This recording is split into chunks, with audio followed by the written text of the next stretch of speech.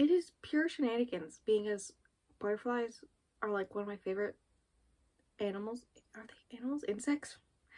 And yet I don't have any shirts or memorabilia or anything like that with butterflies on it. The best I could do was cutesy flowers. Like, am I okay? I don't know.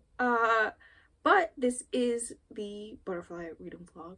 Um, there's 3 books, very similar to the rose reading vlog. There's gonna be 3 books, each one having butterfly or butterflies in the name, and then I think also all 3 of these have roses on the cover, so that's fun. And I haven't technically started any of them. I mean, Goodreads says that I did start the first one yesterday, but I haven't actually read anything yet, so we'll see how far of I get into that tomorrow or today and tomorrow. But I thought I'd just like come in and tell you what each of them are about. I know I have read previously the synopsis of 2 out of 3 of these, and one of those was yesterday. So maybe I can actually tell you about the books I'm reading. Imagine that. The first one is Paper Butterflies. I'm going to start it today. Hopefully that's the plan. And so this one, if I remember properly, from reading the paragraph that's on Goodreads yesterday, it's a YA contemporary. It sounded very much, it didn't say Cinderella retelling, but it had like evil stepsister, stepmother type vibes. So we'll see about that. And the main character, it's like not a healthy, I don't know what about the household is toxic, if it's just, it does have abuse triggers on there, so like I don't know if it's mental, physical, what's going on there, but basically it's about her meeting a guy in the woods somehow and falling in love. I don't know how any of this happens in the 300 pages, but we'll see. The second one is The Butterfly Garden. I have this one as an audiobook, which is great. I may honestly read all of it during the 24-hour reading sprints that some crazy person decided to do starting tomorrow. I need an audiobook to listen to. This one I happen to have an audiobook of it. This is the other one that I actually know the synopsis of, imagine that, which is a mystery thriller. From what I understand, it's about a guy who kidnaps girls and puts them in his like apartment slash house greenhouse type situation, and tattoos, I think he tattoos butterfly wings on their back, I'm not sure about that, and he calls them his butterfly garden. So it's like this whole commune of these girls who have all been kidnapped, and I don't know what the mystery thriller, or the thriller I get why, but the mystery portion, I don't know where that comes in. I do need to read a good mystery thriller. I haven't read a good one. I don't think I've read a good one yet this year, now that I think about it. So let's hope. I think Scribd did I say Cribbed? Scribd says said that it's a trilogy. So I don't know if I'll read the whole entire trilogy, probably not. But I am intrigued enough to read the first book, so there's that. And then there's the one that I know nothing about, which is Butterfly and Frost. Basically, all I know about it is that it's less than 300 pages, and it has the erotica tag. And a girl is in a romance mood. She needs so much romance, and of course, 90% of my TBR for May is not romance. So here we are. I think the only other romances on my TBR for May I already read for the Rose the Reading vlog, which is so sad. But yeah, that's the 3rd book. I kind of want to read them in that order, but we'll see. I am starting Paper Butterflies today. I'm going to try to get as far as I can, and then see how much I can get. Try to finish it in the 24-hour reading vlog, or reading sprints, not reading vlog, reading sprints. But yeah, that's what's happening. I won't give you an update until tomorrow morning with my thoughts so far on however far I get in Paper Butterflies. I can't just say butterflies. But thank you for coming to this wondrous time that is going to be butterflies. Alright, we're gonna want to ignore my hair. It's the humidity, okay? That's what I'm blaming it on. And the fact that the windows are open. While I talk about paper butterflies, I have my TBR down here. That's why I keep on looking down here. And how I'm DNFing it. I don't remember how many pages I got into it, but it was 10%. And that wasn't even all of chapter 1. Nothing against the book itself. It's mostly the topics that I'm not doing well with. I just don't want to read. So like I just don't want to read about it, so I'm not going to force myself. The writing style itself was fine. It was interesting. The way that it's set up according to the chapters intrigues me still. And the only way I can think of explaining why I don't like this book is in comparison with a few other things. So when I was going into it, I knew it had physical and psychological abuse, but I'm just gonna further ignore the sounds of cars outside. But like I thought I could handle it. I do like psychological stuff, but apparently that's in like mystery thrillers only, not in contemporaries. So good to know. And then I think the only other book I can compare this to is Girl A by Abigail Dean that I read earlier this year. I think the only reason I got through that one is because I had the audiobook, and both of these have such long chapters. So long. Like the first chapter of Paper Butterflies is 39 pages. And also couldn't get the audiobook because due to copyright things, it's not available in the US. So that's fun. But in Girl A, it was mostly hinted at. It's not, like, said right out what's happening, what happened. It's more of the psychological, as in, what is the long-term effect psychologically to these kids after the fact, shortly after the fact, during, many years later, how it affects their relationships, both romantically and with each other. All this stuff. And so this one, it seemed like it wasn't doing that. It was just straight up just giving you exactly what happens. And it was not something I wanted to read. I would have liked it much more because it did, from the way that the chapters are laid out and a little bit of how it was written, it did give me like it's gonna become more of a like psychological, as in what the psychological effects of all this is gonna be on her. But you don't need to tell me straight up what happens, you just need to lightly hint at it and I'll get the gist. Like it's not like I'm like, you know, going in that this is what it's gonna be about. But yeah, I'm not gonna finish it. I'm not gonna try to force myself to read a topic such as these. And so it's just not gonna happen, which means that there's gonna be 2 full books in this vlog, but that's fine. That means the ebook that I read today for the 24-hour sprints is going to be what is it called? Butterfly and Frost. And then the audiobook's gonna be the garden one, the kidnapped girls one, you know, because apparently that's what I need to read right now.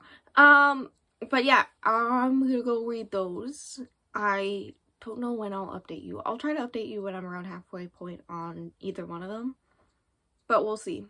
Listen, the fact that I changed my shirt may distract you from how my hair looks due to the humidity. Real shame, because I was planning to use this shirt for the thumbnail, but we'll see.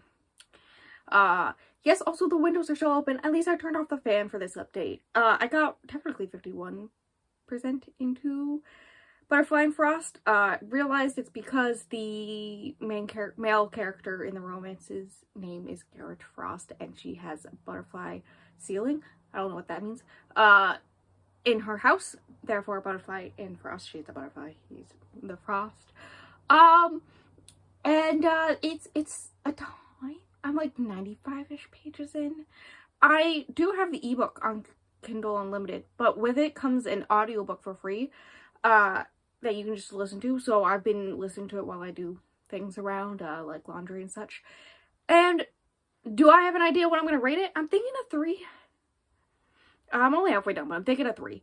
And there's a very basic explanation on why. The writing itself isn't bad or anything. The characters themselves aren't like spectacular or great, but they're like not bad or anything. It's just I don't see the chemistry. It's supposed to be like there's like this undeniable chemistry in between them ever since their first meeting, but I'm not feeling it. Which is fine, but it's just disappointing. So I'm just listening to this book talk about them doing it or almost doing it at this point, and me just sitting there trying not to laugh, being very happy that when I'm outside doing laundry I don't have any neighbors who can hear this. The other thing is that they both have different types and levels, but they both have depression, and the way that it's handled is very like generic characters have depression to give them more substance type vibes, so I don't know how I feel about it. Also, the narrator's voice when she is doing Garrett's dialogue is hilariously bad.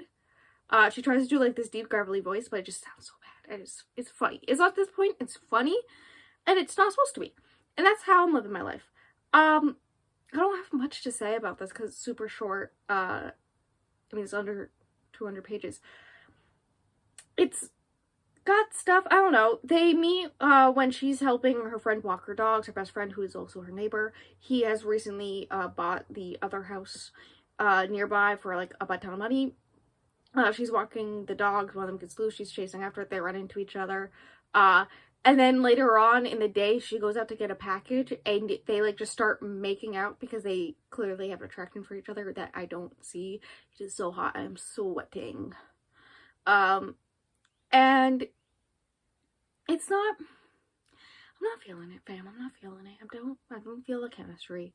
But basically, they made out a bunch, and then her friend came over, and so they stopped making out, and then, they basically just dry humped. And then there was also a bit in the middle where he was supposed to go to a dinner with her and her best friend and her best friend's husband, but he didn't show up, and stood her up. And then, after the dry humping, there was something about her going to, like, the three of them going to his place for dinner, learning about his tragic past. We learned a little bit about her tragic past, which is, has to do with her very famous ex-husband who, I'm getting, like, a little bit of abuse vibes. The way that she described it is that his new fiance helps keep him sober, and he's nicer when he's sober type situation, so it's giving me a little bit of abuse vibes. And then he also has an ex-wife, and also a dead son. That's his trauma. And now they are, like, their traumas are melding? I don't know. At this point,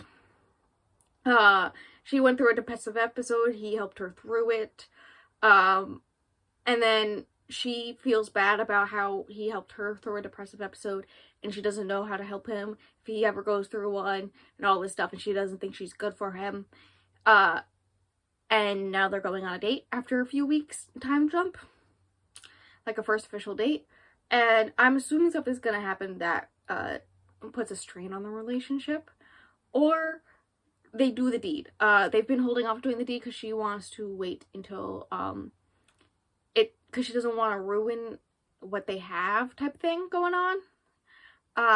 So that's what's happening. They're about to go on the date, like they're leaving to go on the date where I left off. Also they made out against a wall. They just do a lot of making out against different surfaces while I'm just like, okay, and laughing at the, dialogue or thoughts, and it's really funny.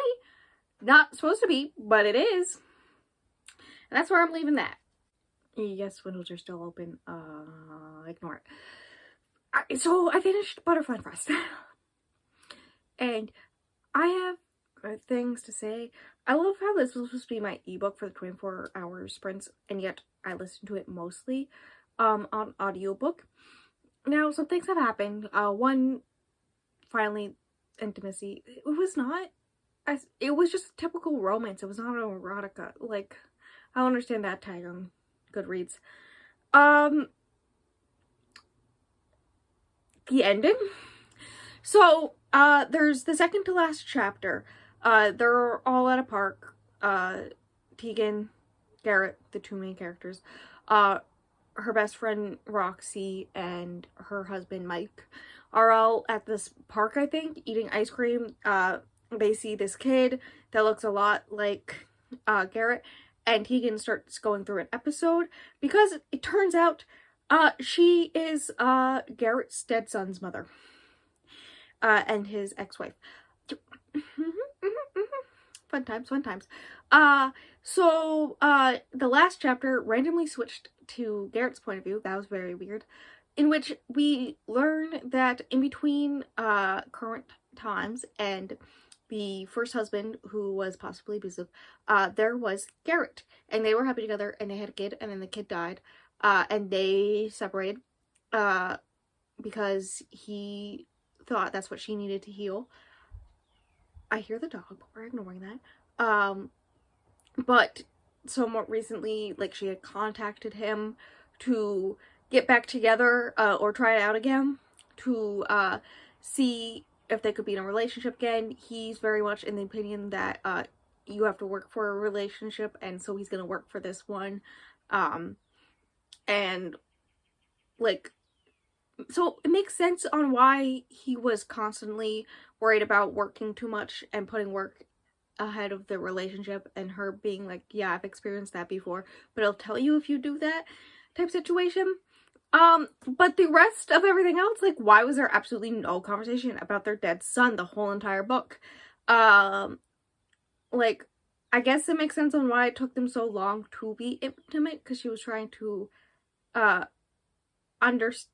to a point where she could hopefully understand this, like, as an emotional person. I don't know, but it makes no sense. Also, the fact that their son was 7 and died almost a year ago, which means they have known each other for at least 8 years. And yet, I felt none of the tension, like, none of the chemistry or sexual tension. Like, it was not there for me. I did not get it. So that's fun.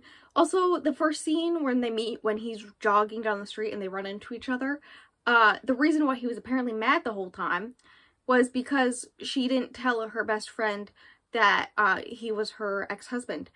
And then when he goes to her house afterwards and apologizes and said, let's start over, it's as in, let's start over our whole entire relationship. I don't know. Apparently now they're getting remarried.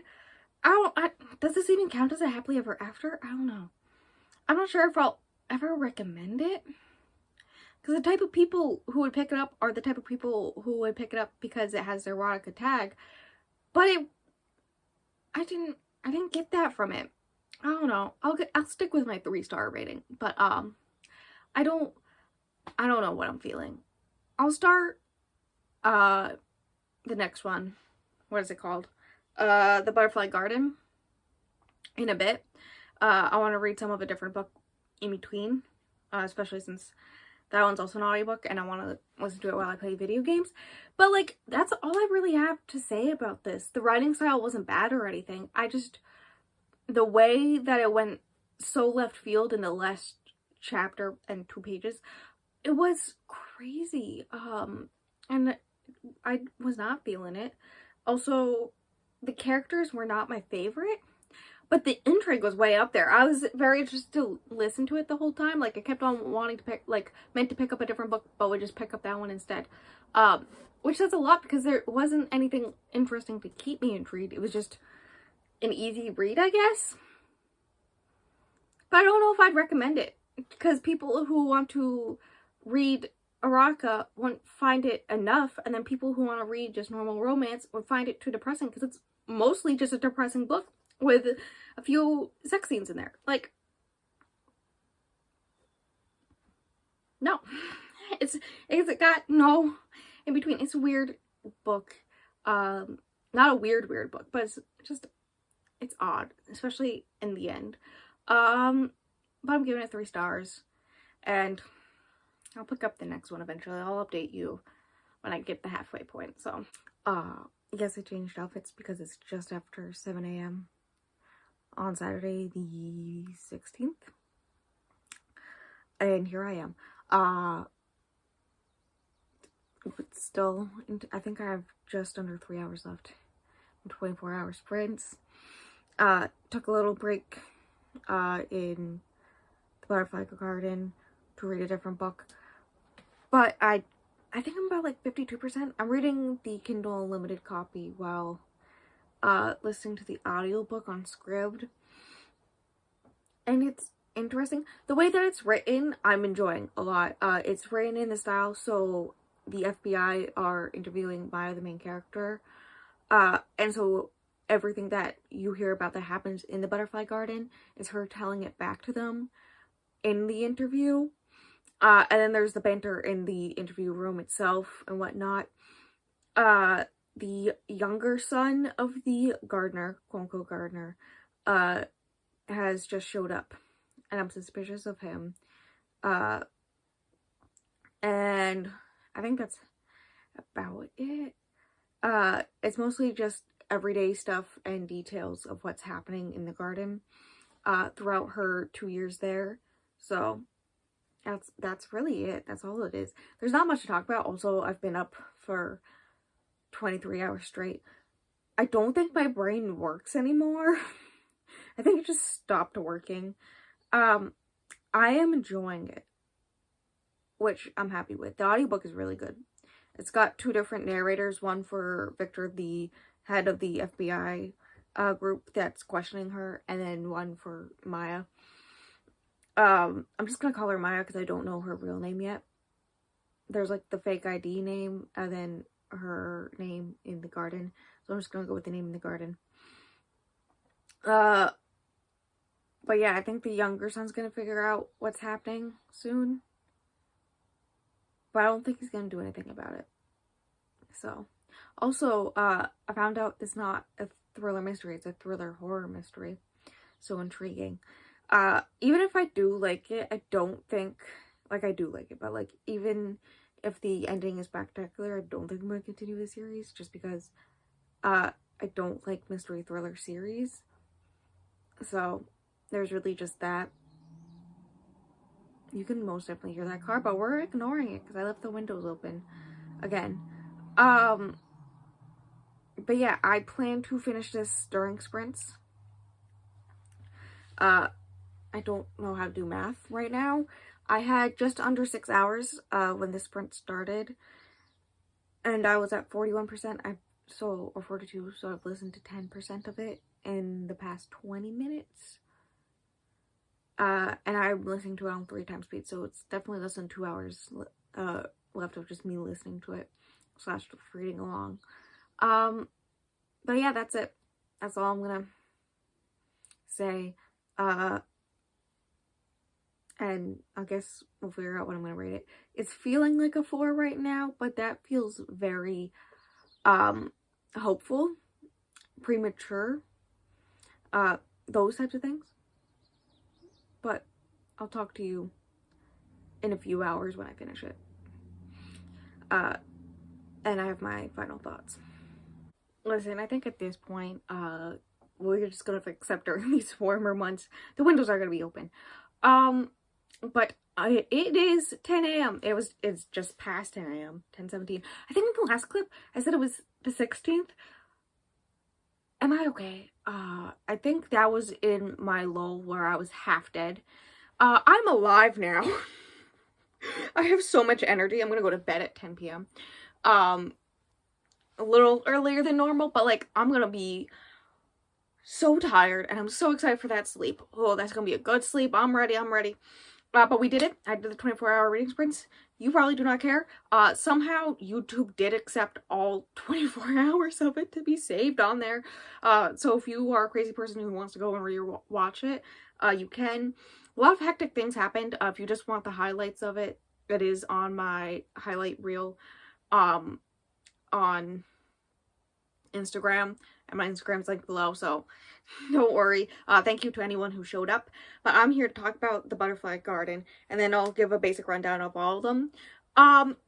So the writing style was good in its own, but what I really liked was the characters. I'm so energized. What I really enjoyed was the characters. No character felt useless and unimportant, because like there were a lot of the girls like in the garden who would come up for like maybe like 20 pages, if that, like they were barely there and all this stuff, but the purpose of them being there is very important. Things that happen because of them, things that happen to them, and all this stuff is very important. So every character felt like it was needed. No, at no point did I feel like there was too much, like there was something that shouldn't have been here. The only thing that was slightly iffy about was the ending, when the best friend was a pair, or like some person she knew who was a mother figure to her, ended up being part of the Butterfly Garden and all this stuff. But yes, I finished it. I really did enjoy it. I still don't think I'll read the sequel. I don't think it's gonna happen. Not anything against the book or whatnot. I just don't understand how there could be a sequel. Maybe I'll read the synopsis of it later on today and see. But I don't think it's gonna happen. I'm just gonna leave this as a standalone. I prefer mystery thrillers as standalones, even though this is technically a thriller horror mystery. Which it really is. I do recommend it if you are a Karen Slaughter fan, I guess. I mean, the one Karen Slaughter I read, this reminded me of it a bit, but one, I think they both were trying to do this thing with the, going to characters and stuff, and the psychological stuff of the characters after trauma, except I liked the way that this one did it more, and it very heavily hinted at things, but it didn't go into as much detail as The Good Daughter. Oh my god. And then also the way that it's written, where it's her telling back the story, and so sometimes it switches to the interview room where they're interviewing her, the FBI are, and there's a couple bits of banter in that that was actually kind of funny and all this stuff. But yeah, it's a good book. If you want to read it, I do think it's a good book. The audiobook narrators are amazing. I did get the Kindle Unlimited copy to read while I listened to it, but the audiobook narrators did a great job. So I recommend you read it that way, or at least dual, both physical or ebook and audiobook. But definitely look into trigger warnings or all that stuff, because it's a time. But because you know my catchphrase is a time. I rated it 4 stars. Yeah, I'm gonna go with 4 stars. I don't know what I was expecting, but I was not expecting this to be the favorite book of the video. I really wasn't. I was expecting this one to be a solid 3, because that's how mystery thrillers tend to go for me. If it's not a 2. And I thought this one was gonna be good, but I didn't expect it to be this good. I guess if I wanted to be a 5 star, I guess I would want more of a hint of the stuff about the other person who escaped and the connection there, and that be more well-rounded instead of just being shoehorned there in the last few pages. But like, it's still really good, and I'm going 4 stars. I'll do at this point a very basic rundown. I think I'm gonna go over 6 minutes, so this is gonna be slightly longer than half an hour, but hear me out, it's not gonna be an hour. And that's partially because Paper Butterflies was DNF'd. I think I DNF'd it at 29 pages. And I recognize I said it was because of the triggers mostly.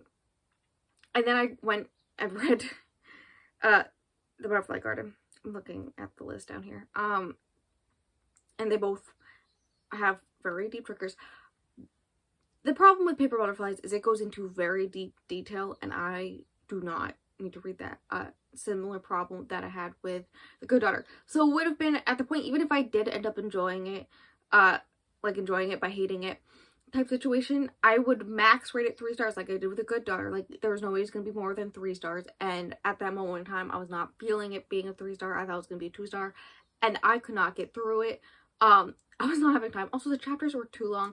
Maybe if I could get my hands on an audiobook, I could have done it, but currently in America, you cannot. So, DNF that one. And then there was, Butterfly and Frost, the supposed erotica. Hear me out. I did read a erotica novella, like in between, halfway through reading, the Butterfly Garden, yeah,